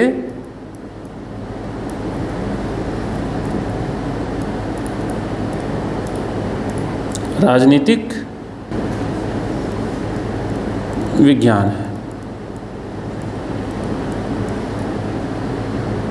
यानी जो पॉलिटिकल थ्योरी है वो न तो प्योर पॉलिटिकल फिलॉसफी है और न जो पॉलिटिकल थ्योरी है वो प्योर पॉलिटिकल साइंस है, बल्कि है क्या। अब अगर ये प्योर नहीं है तो है क्या, तो फिर मैं आपसे कहूँगा कि देखिए, जो राजनीतिक सिद्धांत है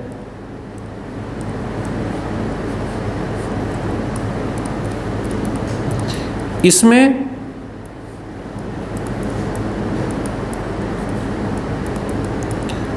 दोनों का अंश है।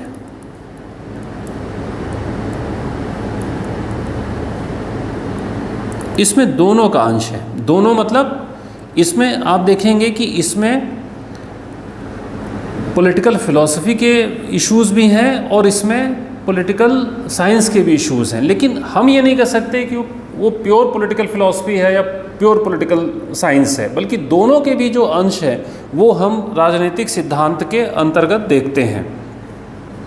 और यही कारण है कि जब हम राजनीतिक सिद्धांत को देखेंगे तो फिर मैं यहाँ पे ये लिखना चाहूँगा कि फिर आप देखेंगे कि राजनीतिक सिद्धांत में आप देखेंगे कि इसमें दार्शनिक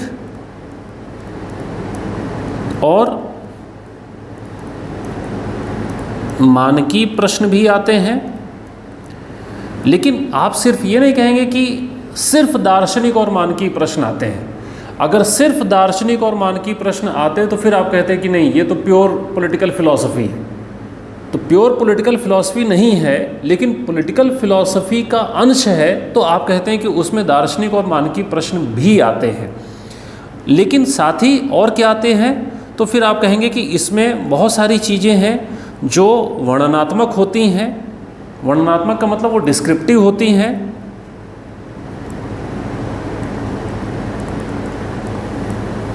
बहुत सारी चीज़ें हैं जो आप कह सकते हैं कि अनुभव पर आधारित होती हैं, अनुभविक होती हैं, जिसे हम एम्पिरिकल कहते हैं।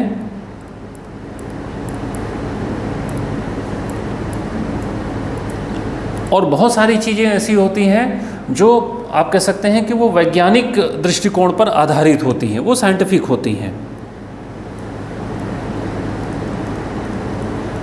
तो अब आप पूरी बात को एक साथ कनेक्ट करके देख लें कि जो मैंने आपसे कहा कि देखिए जो पॉलिटिकल थ्योरी है वो न तो प्योर पॉलिटिकल फिलॉसफी है न वो प्योर पॉलिटिकल साइंस है, बल्कि हमने कहा कि उसमें दोनों का अंश है। तो दोनों के अंश में जो फिलॉसफी वाला पार्ट है वो भी है, उसमें दार्शनिक और मानकीय प्रश्न भी हैं, जो फिलॉसफिकल या नॉर्मेटिव क्वेश्चंस भी हैं कि हम ये भी बताते हैं कि एक आदर्श व्यवस्था कैसी होनी चाहिए, वो भी हम बताते हैं। लेकिन साथ ही हम कहीं ना कहीं से व्यवस्था किस प्रकार कार्य करती है उसका हम एक डिस्क्रिप्टिव स्टडी भी करते हैं, उसका हम एम्पिरिकल यानी अनुभव पर आधारित अध्ययन भी करते हैं, और साथ ही साथ हम कहीं ना कहीं से एक साइंटिफिक अप्रोच से भी हम जो है सिस्टम को या सिस्टम की जो प्रक्रिया है या सिस्टम की जो गतिविधि है उसको भी हम समझने का प्रयास करते हैं।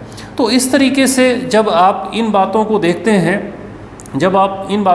हैं तो आपके सामने कहीं न कहीं से जो राजनीतिक सिद्धांत हैं उनका जो अर्थ है वो पूरी तरीके से स्पष्ट हो जाता है। और लास्ट में एक बात मैं और आपसे कहना चाहूँगा इसी अर्थ के संदर्भ में कि जैसे आप देखेंगे कि जैसे जो राजनीतिक सिद्धांत है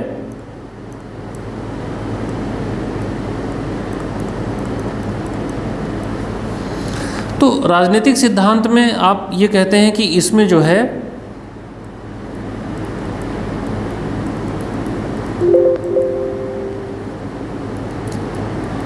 चार बातों पर ध्यान दिया जाता है। वो चार बातें क्या हैं? चार बातों में जो पहली बात है आप कहेंगे वो है लक्ष्य निर्धारण।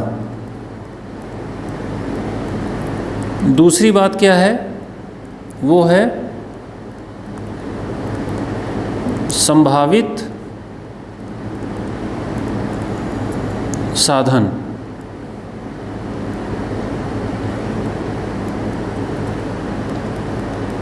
तीसरी बात क्या है? मूल्यांकन। और चौथी बात क्या है?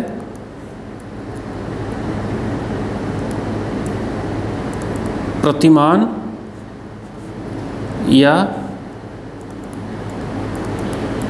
मानकों का निर्धारण। तो देखिए ये मैंने कहा कि चार चीज़ों पे हम फोकस कर रहे हैं कि पॉलिटिकल थ्योरी में जो सबसे पहली चीज़ है वो है लक्ष्य निर्धारण। अब आप पूछेंगे कि लक्ष्य क्या है, तो जैसे हम कोई उदाहरण ले सकते हैं। जैसे हमने कहा कि भाई लक्ष्य निर्धारण क्या है, तो हम उदाहरण की अगर बात करें तो हम कह सकते हैं कि लक्ष्य निर्धारण में हम क्या उदाहरण ले सकते हैं।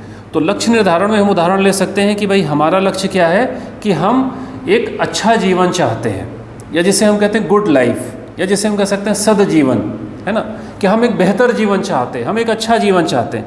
तो आपका जो लक्ष्य है वो कहीं ना कहीं से वो गुड लाइफ हो सकता है, ये लक्ष्य है।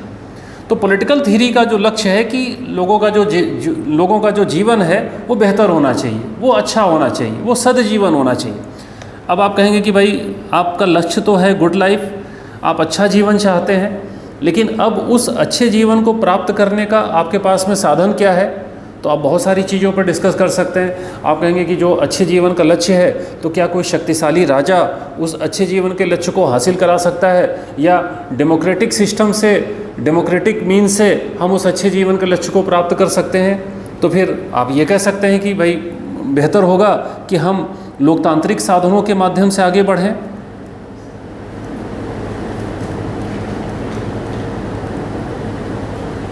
कि अच्छे जीवन के लिए हम डेमोक्रेटिक मीन्स का इस्तेमाल करें।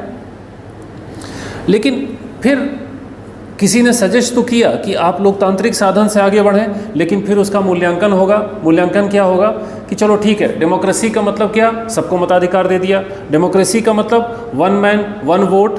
अब कुछ लोग उसका मूल्यांकन करेंगे कि वो ये कह सकते हैं कि हम 5 साल में एक बार जाके हम किसी पॉलिटिकल पार्टी को वोट तो दे देते हैं, जब वोट का समय आता है तो नेता हमारे घर घर आते हैं, लेकिन उसके बाद वो नेता हमें ढूंढने से नहीं मिलते। तो फिर आपकी समस्या का समाधान कैसे होगा, आपका जीवन बेहतर कैसे बनेगा? तो क्या डेमोक्रेसी का मतलब सिर्फ 5 साल में एक बार वोट देना है? तो लोग कहेंगे कि नहीं, अगर सिर्फ यहीं तक डेमोक्रेसी है तो उसका कोई मतलब नहीं है। ठीक है, तो फिर हम अगर डेमोक्रेसी की बात करेंगे तो फिर हम उसका हम एक तरीके से उसका हम आलोचनात्मक मूल्यांकन करेंगे। यहाँ पे मूल्यांकन का मतलब आप कह सकते हैं कि वो आलोचनात्मक मूल्यांकन है। हम यहाँ पे लिख दे रहे हैं शॉर्ट में, वो एक तरीके से आलोचनात्मक मूल्यांकन है। वो एक तरीके से उसका एक क्रिटिकल इवेल्युएशन है कि आप चीज़ों को क्रिटिकली इवेल्युएट करते हैं कि जो डेमोक्रेसी है, जो डेमोक्रेटिक राइट्स हैं, वो कहाँ तक इफेक्टिव है। जैसे मैंने कहा कि भारत में महिलाओं को मताधिकार दिए गए, भारत में दलितों को मताधिकार दिए गए, सार्वभौम वयस्क मताधिकार दिया गया, सभी को मत देने का अधिकार दिया गया। लेकिन आज़ादी के बहुत वर्षों के बाद तक आप देखते हैं कि बहुत सारे ऐसी महिलाएं हैं जो स्वतंत्र रूप से अपने मताधिकार का प्रयोग नहीं कर पाती। तो वो चीज़ कहीं ना कहीं से फिर आपके लिए क्रिटिकली इवेलुएट करने का प्रश्न हो जाएगा कि जो डेमोक्रेसी को हम एक साधन बता रहे हैं अच्छे जीवन का, तो उससे महिलाओं का जीवन कहाँ अच्छा हो सकता है कि अगर वो इफेक्टिवली अपने पॉलिटिकल राइट्स का इस्तेमाल नहीं कर सकते। तो कहीं ना कहीं से हम मूल्यांकन करते हैं। ठीक है, कि जैसे हमने कहा कि आप एक व्यक्ति एक मत का मूल्यांकन करते हैं। एक व्यक्ति एक मत का आपने मूल्यांकन किया तो आपको बहुत सारी उसकी कमियां सामने आ गई। तो फिर आप कहेंगे कि जो कमियां हैं अब उसको ध्यान में रखते हुए हम कुछ मॉडल्स डेवलप करेंगे। जैसे हमने कहा ना कि कुछ प्रतिमान, कुछ मॉडल्स या मानक या कुछ पैरामीटर्स तय करेंगे। तो वो पैरामीटर्स क्या हो सकते हैं? तो जैसे डेमोक्रेसी के संदर्भ में आप कहते हैं कि वो जो मानक हो सकते हैं कि हम कहेंगे कि भाई लोकतंत्र ऐसा होना चाहिए जो सहभागी लोकतंत्र होना चाहिए, लोकतंत्र ऐसा होना चाहिए जहाँ पे विचार विमर्श को बढ़ावा मिलना चाहिए। तो आप कह सकते हैं कि वहाँ पे आप कहेंगे कि विमर्शी लोकतंत्र होना चाहिए। आपके पाठ्यक्रम में भी ये मॉडल्स हैं, पार्टिसिपेटरी डेमोक्रेसी और डेलिबरेटिव डेमोक्रेसी के मॉडल्स हैं आपके पाठ्यक्रम में जब आप डेमोक्रेसी वाला थ्योरी के अंतर्गत पढ़ोगे। तो देखिए, तो कुल मिला के हमने कहा कि जो पॉलिटिकल थ्योरी है वो न सिर्फ लक्ष्य का निर्धारण करती है बल्कि संभावित साधनों का भी बात करती है, और जो भी साधन बताए जाते हैं उन साधनों को क्रिटिकली या आलोचनात्मक तरीके से उसका मूल्यांकन करती है, और आलोचनात्मक मूल्यांकन करते हुए फिर वो मानक या प्रतिमान निर्धारण करने की कोशिश करती है, जिससे कि अल्टीमेटली जो उद्देश्य है, यानी जो बेहतर जीवन का या अच्छे जीवन का जो उद्देश्य है वो प्राप्त किया जा सके। तो जैसे लोकतंत्र के संदर्भ में आप कहते हैं कि भाई जब तक पार्टिसिपेटरी डेमोक्रेसी नहीं होगी, जब तक ज़्यादातर लोग बढ़ चढ़ के लोकतांत्रिक प्रक्रिया में हिस्सा नहीं लेंगे, वो क्रियाशील नहीं होंगे, तब तक जो है उनके अच्छे जीवन के लक्ष्य को हासिल नहीं किया जा सकेगा। जब तक लोकतंत्र में स्वस्थ तरीके से विमर्श नहीं होगा, जब तक लोकतंत्र में स्वस्थ तरीके से आप कह सकते हैं विचारों का आदान प्रदान नहीं होगा, तब तक जो है जो आप कह सकते हैं कि जो त्रुटियां हैं, जो कमियां हैं, उसको दूर नहीं किया जा सकेगा। तो जब हम इन मॉडल्स पे बात करेंगे तो फिर हम कहेंगे कि इनके माध्यम से हम एक अच्छे जीवन के लक्ष्य को हासिल कर सकते हैं। तो मैं उम्मीद करता हूं कि आपने जो है जो पॉलिटिकल थ्योरी का जो अर्थ है उसको बेहतर तरीके से समझा होगा। आप सारी बातों को एक तरफ से कोरिलेट करेंगे तो उसी क्रम में आप लिखते चले जाएंगे। जैसे मैंने कहा कि शुरू में हमने कहा कि पॉलिटिकल थ्योरी में हम क्या पढ़ते हैं, तो हम पढ़ते हैं कि भाई कौन से सिस्टम में हम रहते हैं, सिस्टम हमारा कैसा होना चाहिए। अब उसी चीज़ को डिफ़ाइन करने के लिए हमने कहा कि उसके कई डायमेंशन हैं, वो व्यक्ति के संबंध हैं, वो व्यक्ति राज्य के संबंध हैं, वो वैश्विक संबंध हैं। उनको डिफ़ाइन करते हुए हम आगे बढ़े।